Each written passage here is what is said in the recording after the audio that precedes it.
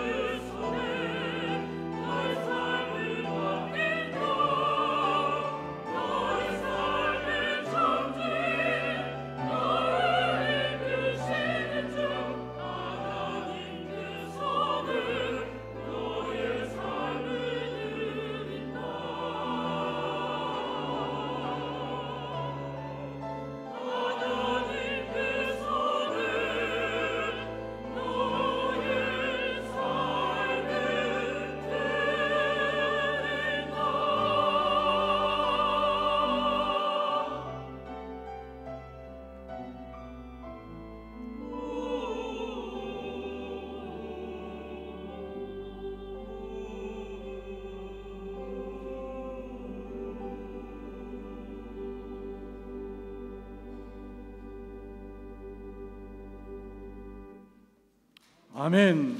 아멘. 감사합니다. 오늘 우리 시온 찬양대 찬양의 노래가 요게벳의 노래잖아요.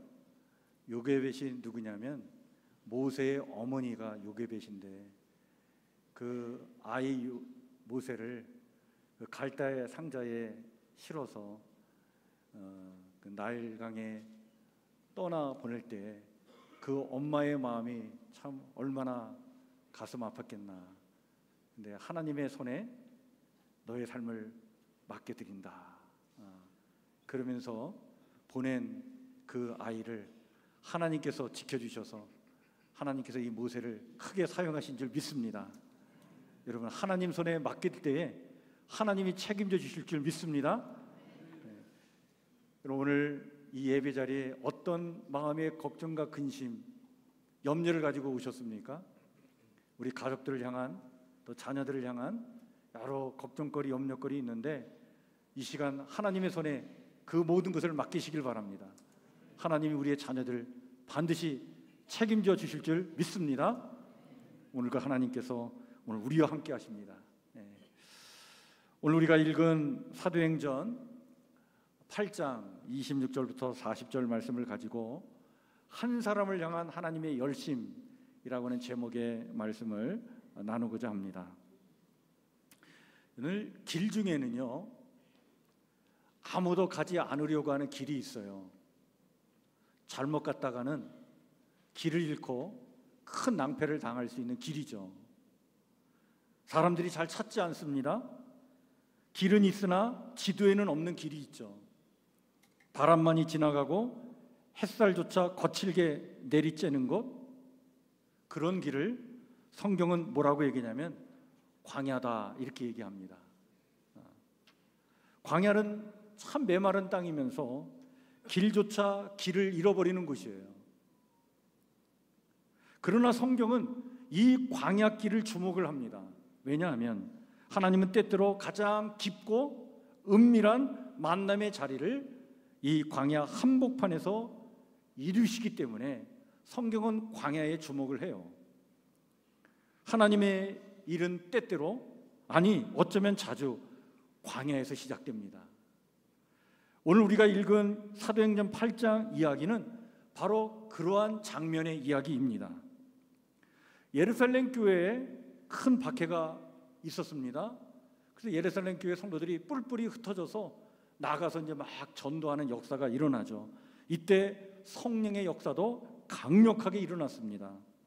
성령의 인도를 받아서 예루살렘에서 북쪽으로 올라가 사마리아라고 하는 도시, 그 성에 들어가 거기서 복음을 전하면서 수많은 이적과 회심의 역사를 이루어 나가면서 사마리아 교회를 세웠던 한 초대교회 일꾼이 있었습니다. 그가 바로 초대교회 7 집사 중에 한 사람인 빌립 집사였습니다. 그런데 어느 날 하나님은 그를 아무도 없는 광야길로 부르시는 거예요. 왜냐하면 한 사람의 영혼을 향한 하나님의 열심 때문이었습니다. 그 한 사람은 누구였냐면 에티오피아의 귀족이면서 내시였던 사람입니다. 그는 세상적인 지위를 가지고 있었어요. 그러나 그의 마음에는 아주 갈급한 영혼이 있었습니다. 그래서 길을 찾고 있었던 사람이에요. 하나님은 그 한 사람을 놓치지 않으셨습니다. 그 한 사람을 향한 하나님의 열심이 어떻게 나타나고 있는지 오늘 사도행전 8장은 우리에게 자세하게 하나님의 그 마음을 우리에게 보여주고 있습니다. 오늘 말씀은 이렇게 시작이 됩니다. 주의 사자가 빌립에게 말하여 이르되 일어나서 남쪽으로 행하여 예루살렘에서 가사로 내려가는 길까지 가라 하니 그 길은 광야라. 예, 주의 사자가 나타났습니다. 빌립에게 지시합니다.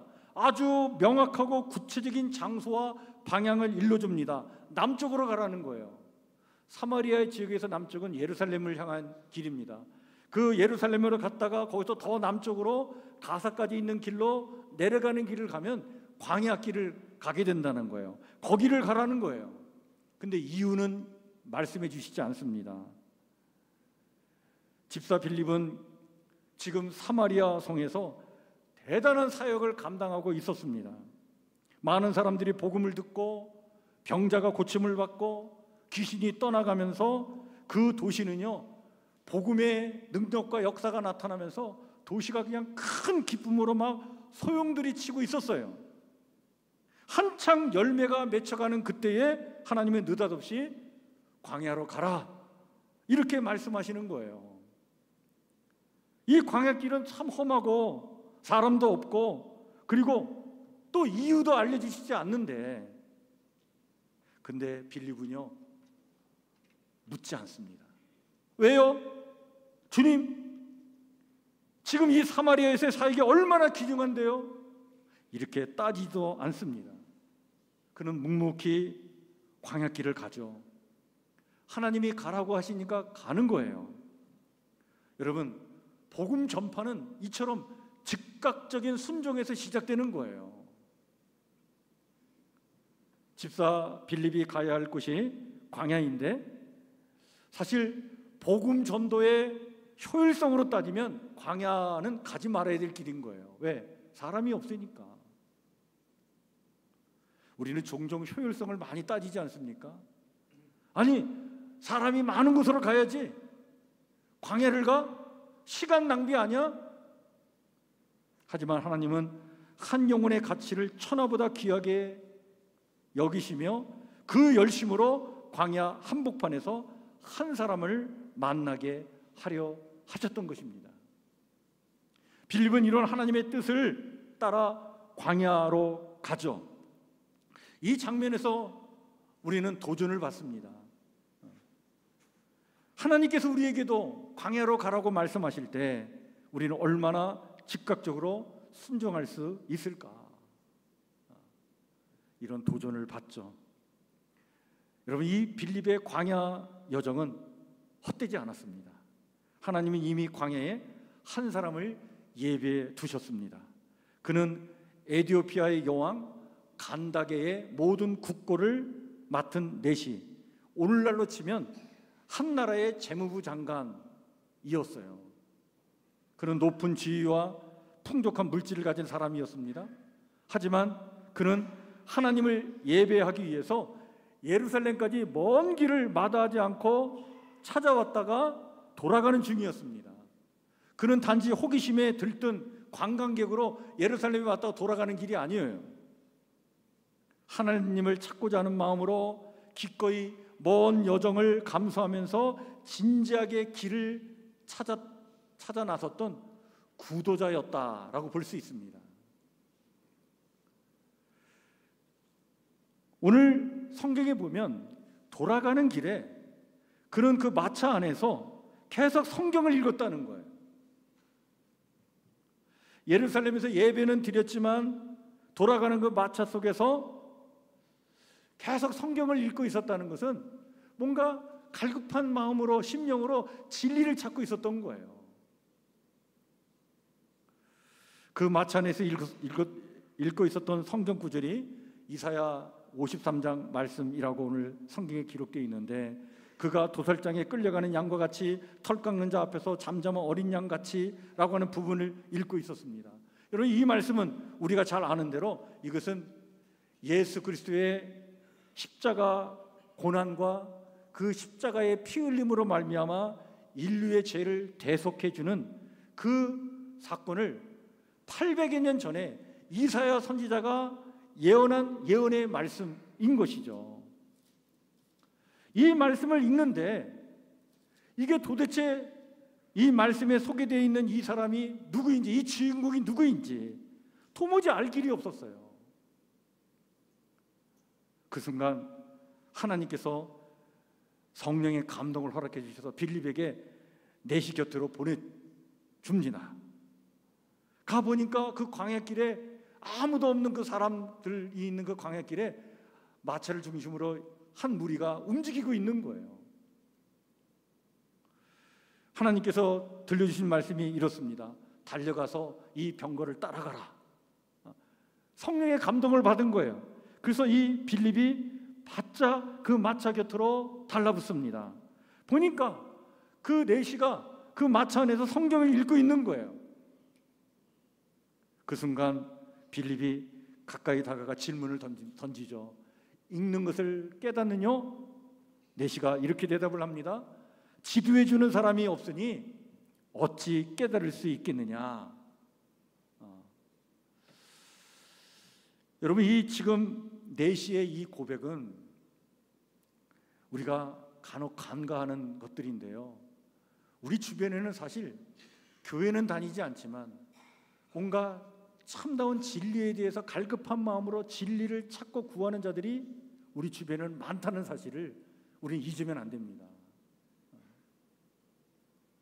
성경을 읽고 또 진리를 알고 싶어서 그 말씀을 풀어 설명해 줄 수 있는 사람 찾고, 그런 사람들을 만나지 못해서 정말 방황하면서 그 애타는 마음으로 살아가는 우리 주변에 이웃들이 있고 우리 가족들이 있다는 사실을 우리는 기억해야 합니다. 에티오피아의 내시가 바로 그런 구도자였던 거예요. 여기서 우리가 주목해야 될 점은 바로 뭐냐면, 하나님은 이런 구도자를 결코 외면하지 않으신다는 거예요. 하나님은 이렇게 하나님을 찾고 진리를 찾고 애쓰는 이 구도자를 하나님은 반드시 그의 길을 열어주시고 만남을 예비해 주시고 진리의 길로 그를 이끌어 가신다는 사실입니다.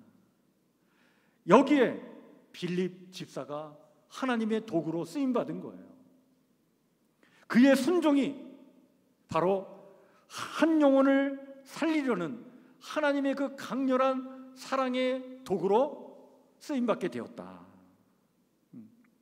하나님은 말씀을 갈망하는 그 내시의 마음을 보시고 그를 외롭게 두지 않으셨던 것입니다. 자, 광야 한복판 마차 안에서 펼쳐진 그 한 권의 성경의 그 두루마리의 말씀, 그 속에 담겨있는 구절은 이사야 53장 7절 8절 말씀이었습니다. 내용은 이렇습니다. 그가 곤욕을 당하여 괴로울 때에도 그의 입을 열지 아니하였음이며 마치 도수장으로 끌려가는 어린 양과 털 깎는 자 앞에서 잠잠한 양같이 그의 입을 열지 아니하였도다. 그는 곤욕과 신문을 당하고 끌려갔으나 그 세대 중에 누가 생각하기를 그가 살아있는 자들의 땅에서 끊어짐은 마땅히 형벌받을 내 백성의 허물 때문이라 하였으리요. 이 말씀은 800여 년 전에 예수 그리스도의 십자가 고난을 예언한 이사야 선지자의 예언의 말씀인데, 그런데 지금 이 순간 가장 적절한 때에 가장 중요한 말씀을 읽고 있는 이 순간 하나님은 이 타이밍을 놓치지 않으신 거예요. 그 순간에 그 내시 옆에 하나님께서 빌립 집사를 붙여 주신 것입니다. 여러분, 정말 절묘한 하나님의 섭리 아닙니까? 하나님은 사람의 갈망뿐만 아니라 그가 펼쳐 읽을 그 말씀의 타이밍까지도 놓치지 않으셨던 것이죠. 빌립은 이 말씀을 토대로 예수에 관한 복음을 전합니다. 예수님의 십자가에서의 죽음을 소개하고 그 죽음은 단순한 순교나 비극이 아니라 이사야가 예언한 하나님의 계획된 구속의 역사임을 쭉 설명해 주죠. 여기서 우리는 중요한 진실 세 가지를 알게 됩니다. 여러분, 전도의 본질은요, 예수 그리스도를 전하는 것입니다. 전도는 예수 그리스도가 복음인 것을 전하는 거예요. 예수님이 기쁜 소식인 것을 전하는 거예요. 예수 그리스도의 십자가와 부활을 전하는 것입니다. 십자가에서 우리의 모든 죄를 용서하셔서 죄에서 우리를 자유케 하셨고 영원한 생명을 허락해 주셨고 또 부활을 통해서 그 영원한 생명을 확증해 주신 것을 전하는 거예요. 죄를 회개하고 영원한 생명을 소유하여 하나님의 사랑과 은혜 안에서 하늘의 기쁨과 평안을 누리며 살아가도록 그 길을 열어주시고 그 길로 우리를 인도하시는 예수를 전하는 것, 이것이 바로 전도인 것이죠. 그리고 전도자는 예수 그리스도가 복음인 것을 바르게 아는 사람이어야 합니다. 빌립은 이 사실을 너무나 잘 알고 있었어요. 예수님의 십자가에서의 죽음은 그냥 죽음이 아닌 것이죠. 그분의 그 피 흘림은 오늘 내가 나의 죄로 내 죄값을 내가 치러야 될 그 죄값을 당신이 다 치러주셔서 나를 그 죄에서 용서하시고 그 죄에서 구원받아 하나님의 영원한 생명과 하나님의 영원한 은혜와 복을 누리며 살도록 그 길을 열어주신 사건이 십자가 사건 아닙니까? 따라서 이 빌립은 이 사실을 너무나 잘 알고 있었기 까닭에 그 내시가 그 질문을 던질 때 그는 곧장 그 질문에 응답하면서 예수 그리스도를 전할 수 있었습니다. 그리고 매우 중요한 것 하나, 여러분, 인간의 논리나 설득이 아니라 하나님 말씀의 권위와 진실이 사람의 마음을 움직인다는 사실을 여러분 우리가 기억해야 합니다. 우리는 종종 내 논리가 좀 서툴고 나의 설득력이 약해서 내가 전하는 복음을 누가 듣겠나 이렇게 생각할 수 있는데 그렇지 않습니다. 하나님의 말씀의 권위와 그 말씀의 진실을 전할 때 거기에서 사람의 마음이 움직이는 거예요. 이 에티오피아의 내시가 복음을 듣고는 그의 마음이 움직이기 시작했습니다. 오늘 36절에 보니까 이 마음이 움직인 이 내시는요, 길을 가다가 물 있는 곳에 이르러 그 내시가 말합니다. 보라! 물이 여기 있는데 내가 세례를 받음에 무슨 거리낌이 있겠느냐. 빌립과 함께 말씀을 나누던 중에 마차가 우연히 물가에 이르는데 그 물가를 딱 보는 순간 이 내시가 결단을 하는 거예요. 내가 이 자리에서 세례를 받고 싶다는 겁니다. 내가 이제 복음을 들었는데 새 사람이 되고 싶다는 거예요. 이제는 하나님의 은혜와 축복 속에서 새 인생으로 살고 싶다. 영원한 생명을 지닌 하나님의 자녀답게 살고 싶다라고 하는 그 간절한 바람으로 그는 결단을 내린 겁니다. 여러분, 이렇게 복음은요, 사람의 내면 깊은 곳을 흔들고 결국에는 삶의 태도를 바꾸게 하는 능력이 복음, 말씀에 있는 줄 믿으시길 바랍니다. 여러분, 세례는 단순한 의식이 아니잖아요. 그것은 과거의 삶과 단절하고 이제 그리스도와 함께 죽고 다시 사는 그런 결단의 표지이지 않습니까? 이 이디오피아의 내시는 이제 단지 지적으로만 감동받은 게 아니라 몸으로, 행동으로, 믿음으로 새 삶을 살겠다라고 결단하고 있는 거예요. 이 장면에서 놀라운 점은요, 이 이디오피아의 내시가요, 자신의 신분, 체면, 지위와 상관없이 복음 앞에 완전히 무릎을 꿇고 순종한다는 것입니다. 그는 복음을 듣고는 진실로 그 복음을 받아들이고 정말 하나님 자녀답게, 백성답게 새로운 인생을 살고자 결단하고 있는 것이죠. 여기에서도 우리는 중요한 진실 세 가지를 알게 됩니다. 복음은 감동만이 아니라 결단을 촉구하고 결단을 있게 하는 능력이 되는 줄 믿으시길 바랍니다. 그 결단은 지금 바로 여기에서 이루어지는 순종인 거예요. 에티오피아 내시가 그래서 지금 바로 여기서 순종했던 것입니다. 미루지 않았어요. 다음에 받을게요. 그렇게 하지 않은 거예요. 그리고 복음은 국적도 직책도 과거도 장소도 이렇게 가리지 않는다는 얘기입니다. 여러분, 복음을 받아들일 때 이루어지는 하나님 나라의 역사는 이렇게 즉시 지금 여기에서 변화의 역사가 나타나는 거예요. 세례가 끝난 후에 두 사람은 물에서 올라옵니다. 그때 성령께서 빌립을 이끌어 다른 곳으로 보내주셨다라고 성경은 오늘 말씀해 주고 있는데 39절에 이렇게 일러주죠. 주님의 영이 빌립을 이끌어 가시니 내시는 다시 그를 보지 못하였으나 기뻐하며 길을 가니라. 두 사람 사이에 작별이 있었다는 얘기입니다. 여기서 눈에 띄는 점은요, 내시의 반응이에요. 여러분, 빌립과의 그 짧은 만남, 그리고 작별, 갑작스럽게 이루어진 그 작별, 그럼에도 불구하고 내시는 기쁨으로 자기의 길을 갔다는 거예요. 누구에게도 흔들리지 않는 기쁨, 그 내면의 충만함을 갖고 자기의 길을 가게 되었다. 이것이 바로 복음을 경험한 사람의 모습입니다. 뭘 얘기합니까? 이제 그는 혼자가 아니었다는 거예요. 하나님의 영 성령께서 함께하는 사람이 되었고 그는 말씀을 품은 사람, 복음을 간직한 사람, 그리고 새로운 삶을 시작한 사람이 되었다는 거예요. 하나님과 이제 동행하게 되었으니 비록 빌립 집사하고는 헤어졌지만 그러나 기쁨으로 자기의 길을 가게 되었다. 우리는 더 이상 성경에서요, 이 에티오피아의